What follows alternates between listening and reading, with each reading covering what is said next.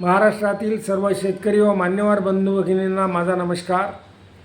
Doctor Ramchandra Sable official YouTube चॅनलमध्ये मी आपणा सर्वांचं स्वागत करतो. हवामान अंदाजाबद्दल आपण थोडक्यात माहिती घेऊया. भारतीय हवामानशास्त्र विभागाने दिलेल्या हवामानविषयक आकडेवारीवरून आज रविवार दिनांक 5 जुलै ते मंगळवार दिनांक 7 जुलै या 3 दिवसासाठी मी आपणास हा हवामान अंदाज देत आहे. आज रविवार दिनांक 5 जुलै रोजी महाराष्ट्रावर 1002 हेक्टोपास्कल इतका हवेचा दाब राहील. उद्या 6 जुलै रोजी तो 1000 हेक्टोपास्कल इतका कमी होईल आणि बुधवारी दिनांक 7 जुलै रोजी पुन्हा आणखी तो कमी होऊन 996 हेक्टोपास्कल इतका तो कमी हवेचा दाब राहील. आता ही शक्यता असल्यानं महाराष्ट्रातील बऱ्याचशा भागामध्ये बऱ्याचशा जिल्ह्यांमध्ये मुसळधार पावसाची शक्यता आहे. आता कोकणातलाच आपण संदर्भ घेऊया. सिंधुदुर्ग जिल्ह्यात या 3 दिवसात 65 ते 75 मिलीमीटर, रत्नागिरी जिल्ह्यात 85 मिलीमीटर, रायगड जिल्ह्यात 100 ते 180 मिलीमीटर, पालघर जिल्ह्यात 100 ते 137 मिलीमीटर, मुंबईला 100 ते 250 मिलीमीटर, उत्तर महाराष्ट्रातील नाशिक जिल्ह्यात 20 ते 60 मिलीमीटर, धुळे जिल्ह्यात 4 ते 40 मिलीमीटर, नंदुरबार जिल्ह्यात 10 ते 35 मिलीमीटर, जळगाव जिल्ह्यात 5 ते 25 मिलीमीटर पावसाची शक्यता आहे. मराठवाड्यातील धाराशिव जिल्ह्यात 60 मिलीमीटर, लातूर जिल्ह्यात 3 ते 4 मिलीमीटर, नांदेड जिल्ह्यात 2 ते 4 मिलीमीटर, परभणी जिल्ह्यात 4 ते 5 मिलीमीटर, बीड जिल्ह्यात 5 ते 10 मिलीमीटर, हिंगोली जिल्ह्यात 5 ते 7 मिलीमीटर, जालना जिल्ह्यात 7 ते 15 मिलीमीटर, छत्रपती संभाजीनगर जिल्ह्यात 10 ते 23 मिलीमीटर प्रतिदिनी पावसाची शक्यता आहे.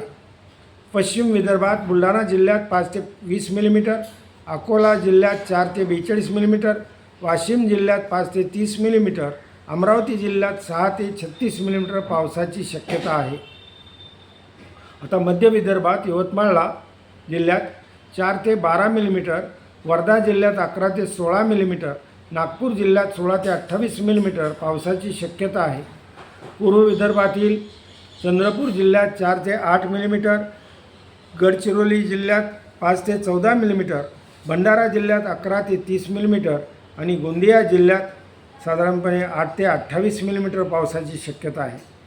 आता दक्षिण पश्चिम महाराष्ट्रातील कोल्हापूर जिल्ह्यात 32 ते 38 मिलीमीटर पावसाची शक्यता असून सांगली जिल्ह्यात 10 ते 15 मिलीमीटर, सातारा जिल्ह्यात 30 ते 40 मिलीमीटर, सोलापूर जिल्ह्यात 6 ते 9 मिलीमीटर, पुणे जिल्ह्यात 42 ते 100 मिलीमीटर आणि अहिल्यानगर जिल्ह्यात 42 मिलीमीटर पावसाची शक्यता आहे. आता या सर्व याच्यामध्ये पावसाचं प्रमाण घाटमाथ्यावरती बऱ्याचशा या भागामधलं मी जे सांगितलं पुणे जिल्ह्यातलं असेल आणि कोकणातलं काही भागातलं असेल तिथंच पावसाचं प्रमाण अधिक आहे. तर मराठवाड्यामध्ये त्या मानानं पावसाचं प्रमाण कमी दिसून येतं आहे, म्हणजे अंदाज असं. त्यामुळं आत्तापर्यंत जी काय ओल झाली असेल शेतामध्ये त्या ओलीचा आपण विचार करून जिथं चांगली ओल झाली असेल 2 ते 3 फुटापर्यंत खोल तिथं पेरण्या उरकून घ्याव्यात असं मला वाटतं. आणि पेरणी झाल्यानंतर जिथं पाण्याची सोय असेल तिथं साऱ्याने पाठ पाडावेत.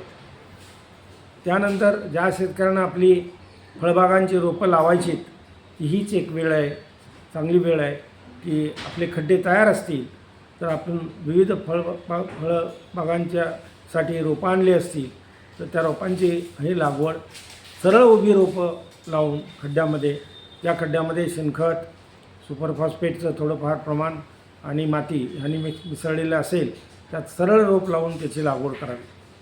आता शेतकऱ्यांचे बरेच प्रश्न आहेत. त्यातले जे प्रश्न आहेत ते उमरगा तालुका, तुळजापूर तालुक्यात, खटाव तालुका, श्रीगोंदा, शेवगाव, येवला, अहिल्यानगर, नंदुरबार जिल्ह्यात, जालना, बीड, आष्टी, धाराशिव, परांडा, नागपूरचे काही तालुके, सोलापूर जिल्हा, उर्ली कांचन, पारनेर, अमळनेर, धुळे, निपाणी या सर्व भागामध्ये पावसाचं प्रमाण त्या मानानं कमी आहे असं शेतकरी बांधवांनी कळवलं आहे. आता या महिन्यातला, या आठवड्यातलाच, या 4 दिवसातलाच मी अंदाज दिला आहे. त्यापुढेही पाऊस राहणार आहे, हे लक्षात घ्यावं. जिथं चांगली ओल झाली असेल, 2 ते 3 फूट खोलीपर्यंत ओल गेलेली असेल मातीत, तिथंच पेरण्या कराव्यात. म्हणजे मग पुन्हा उघडीप पडल्यास, खंड पडल्यास ताण पडत नाही आणि उगवण चांगली होते.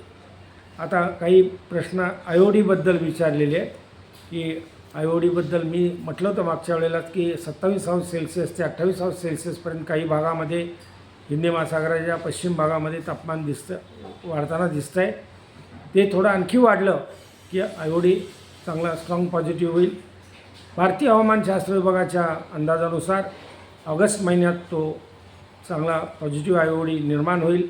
पण त्याच वेळेला आंतरराष्ट्रीय ज्या संस्था आहेत त्यांनी हवामानाचा अंदाज देताना हे सांगितलं आहे की तिथं सुपर एल-निनो सुरू होईल ऑगस्ट सप्टेंबरमध्ये. आता जरी सुपर एल-निनो असेल आणि एल-निनो असेल तरी त्याला थोपवून धरायचं काम आयोडी करत असतो. आणि त्यामुळं आयोडी जर पॉझिटिव्ह झाला तर पुढचा हंगाम ऑगस्ट सप्टेंबरचाही चांगला जाईल, याच्यात काही अडचण नाही आहे. तर हे झालं आयोडीबद्दलची माहिती.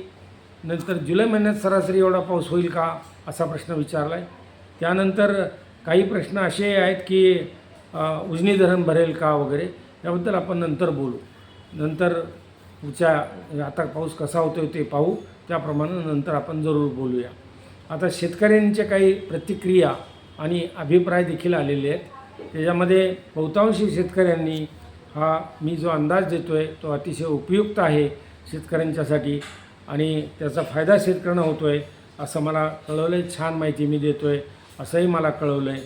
आणि बहुतांशी बऱ्याचशा शेतकऱ्यांनी, काही शेतकऱ्यांनी गजेंद्र आंबेकर असतील, अनिल घाईवत असतील, शेळके उत्तरेश्वर असतील, यांनी देवमाणसाची उपमा मला दिली आहे. दडराव लाथे, श्री मंगेश, श्री अशोक वरे यांनी अचूक हवामान अंदाजाबद्दल सांगितलं आहे की माझे अंदाज अचूक असतात. विश्वनाथ मी देखील याबद्दल म्हटलं आहे की चांगले अचूक अंदाज असतात. छान सविस्तर माहिती दिली जाते. अशीच माहिती मी आपल्याला देत जाईन. बहुतांशी सर्व शेतकऱ्यांनी मला धन्यवाद दिलेत, माझे आभार मानलेत. माझ्या ह्या माहितीबद्दल खूप उपयुक्त माहिती आहे असं सांगितलं आहे. मी आपल्याला निश्चितपणे सांगतो की हा पाऊस आणखीन 8 दिवस तरी असा, 4 दिवस जोराचे पाऊस राहतील आणि 4 दिवसानंतर पुन्हा हलके पाऊस सुरू होतील अशी सध्याची हवामान स्थिती आहे. या हवामान स्थितीचा अभ्यास करून आपण आपल्या पिकांची काळजी घ्या, पेरणीची तयारी करा. ज्या पेरण्या राहिल्या असतील आता, तिथं चांगली ओल झाली असेल तिथं निश्चितपणे पेरणी करा आणि शक्यतो कमी कालावधीची पिकं पेरा, म्हणजे आपल्याला फायदा होईल. काही भाग ऑगस्ट सप्टेंबरमध्ये जो इथं पाऊस पडणार आहे तिथं हा रबी ट्रॅक्ट आहे असं समजा. रबी ज्वारी आणि त्यानंतर हरभरा ही पीक पद्धती देखील घेता येईल. हे वर्ष दुष्काळी वर्ष आहे, अवर्षण प्रवण वर्ष आहे, हे लक्षात घ्या. मागचा जर थोडा जरी अभ्यास आपण केला 2015चा आणि 2023चा, तर एकूण तालुके वाढत चाललेले दुष्काळाने प्रभावित होणारे 132 तालुक्यापर्यंत संख्या गेली आहे. 1972ला ते 84 तालुके होते. 2015ला आणि 2023ला त्यांच्यात वाढ झालेली आहे. हा धोका पण आपल्या पुढं असू द्या. हवामान बदल आणि एल-निनो या सगळ्यांनी आणि त्या युद्धाच्या परिणामाने जे काही कार्बन डायऑक्साईडचं मोठ्या प्रमाणात रिलीज झालं त्याच्यातून या हंगामावरती मोठा परिणाम झालेला आहे. यापुढेही असे परिणाम होत राहतील, पण हाच हंगाम आपण यशस्वी करण्याच्या दृष्टीनं जिद्दीनं तयारी करा आणि योग्य ओलीवर पेरणी करा आणि व्यवस्थित काळजी घ्या. पुढं जे पाऊस होतील त्यातून आपल्याला जे काही उत्पन्न मिळेल, निश्चितपणे उत्पन्न कमी मिळणार आहे यावर्षी प्रति एकर, प्रति हेक्टर. म्हणून पण आपण आपली तयारी चांगली करा, व्यवस्थितपणे सगळी शेतीची कामं करा. एवढंच मला आपल्याला सांगायचं आहे. आपल्याला शुभेच्छा द्यायच्या आहेत. मला ज्यांनी मला धन्यवाद दिलेत, आभार मानलेत, माझ्याबद्दल खूप काही चांगली माहिती लिहिली आहे, त्या सर्वांचा मी आभारी आहे, ऋणी आहे. जय हिंद, जय महाराष्ट्र.